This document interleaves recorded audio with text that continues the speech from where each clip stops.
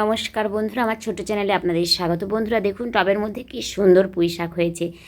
রান্না করব কুমড়ো দিয়ে পুঁই শাক, তাই আপাতত একটু পুঁই শাক নেওয়ার জন্যই এসেছি।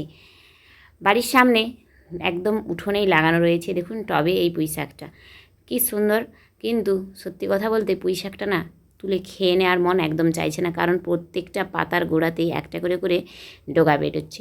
তাই আপাতত এই পুঁই শাকটাকে আমি রেখে দিচ্ছি, কারণ মানে মায়াও তো লাগে টবের জিনিসটা, কিন্তু সহজে খেতে পারি না আমি।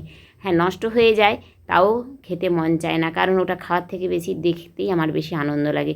কারণ এর আগে তো পুঁই শাকটা আরও সুন্দর ছিল, এখন যদিও দেখুন আস্তে আস্তে কিন্তু নষ্ট দিকে চলে যাচ্ছে, তবুও আমি কিন্তু খেতে পারি না এটাকে।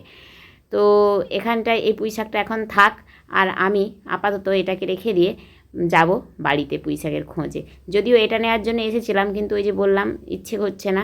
আর দেখুন প্রত্যেকটা ডগা থেকে কি সুন্দর, প্রত্যেকটা পাতার গোড়া থেকেই ডগা বেরোচ্ছে। তো ওটা রেখে দিয়ে চলে এলাম বাড়িতে। দেখুন এখানে কি সুন্দর কাঁটানোটের শাকগুলো হয়েছে, প্রত্যেকটা বস্তাতেই কিন্তু শাক খুব সুন্দর হচ্ছে। আর এদিকে রয়েছে সুজনি গামলাতে, এখান থেকে সুজনি আমি অনেকবার করেই তুলে নিচ্ছি, প্রায় 3 দিন 4 দিন ছাড়াই এখান থেকে কিন্তু আমি সুজনি শাক তুলে নিয়ে থাকি। এরকম যদি কেউ আপনাদের বাড়িতে 10টা গামলা লাগিয়ে দেন, তাহলে কিন্তু একটা বড় পরিবারের সুজনি শাকের চাহিদা মিটে যাবে। দেখুন আমি 3টে গামলা লাগিয়েছি, 3টে গামলা থেকে কিন্তু আমার পরিবারের, ছোট্ট পরিবারের কিন্তু সুজনি শাকটা পেয়ে যায়। এদিকগুলোতে দেখুন সেই যে ছাদ বাগানের টবগুলোতে মেঝেতে দিয়েছি। আর এই যে দেখুন এটা হচ্ছে পাহাড়ি পালং, বস্তার মধ্যে পাহাড়ি পালংটা কিন্তু খুব সুন্দর হচ্ছে। এই পাহাড়ি পালংয়ের একটা গুণ আছে, আপনি যদি একটা গাছ লাগিয়ে থাকেন তাহলে ওর ফুল যতদূর পর্যন্ত পড়বে, সেই ফুল থেকে মানে ফুলে যে বীজ থাকবে তা থেকে কিন্তু হয়ে যায়। এই যে দেখুন প্রচুর প্রচুর পাহাড়ি পালং হয়। আর এই যে আমি পুঁই শাকটা এখান থেকে নিয়ে নিলাম, নিচের বাগানেও ছিল, তবে নিচের বাগানের পুঁই শাকটা একটু সরু, অতটা মোটা না। আর 2টো কুমড়ো ফুল নিলাম। চলুন দেখা যাক আর কি কি সবজি আমি এখান থেকে সংগ্রহ করতে পারি। আর এই যে আমগুলো দেখছেন, এটা কাটিমন, ওই বস্তাটার মধ্যেই রয়েছে। দেখুন কি সুন্দর, মাত্র 4-5 মাসের গাছেই কত সুন্দর আম হয়েছে, এবং বস্তাতেই হচ্ছে।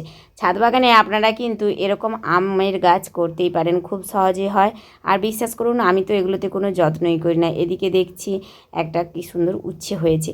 গরমে এরকম 2-1টা করে সবজি পেলে আমার কিন্তু মন্দ লাগে না, আপনাদেরও নিশ্চয়ই ভালো লাগে। সব রকমের সবজি গাছ লাগিয়ে রাখা উচিত।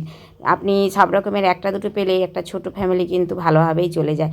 আর প্রয়োজনের জিনিসটা এরকম বাজার থেকে কিনে নিয়ে আসলে সেটা কি আমি এরকম টাটকা সুন্দর মানে খেতে পাই? কখনোই পাই না, যেটা আমি এই নিজের বাগান থেকে পেয়ে থাকি। দেখুন কি সুন্দর, একদম টাটকা তরতাজা।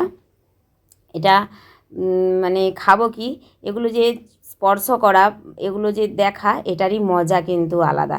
হ্যাঁ, হয়তো 1-2টো হচ্ছে, কিন্তু এই 1-2টোতেই আলাদা শান্তি, কারণ এটা আমার নিজের বাগানের একদম টাটকা তরতাজা এবং নিজের কষ্টের অর্জিত ফসল।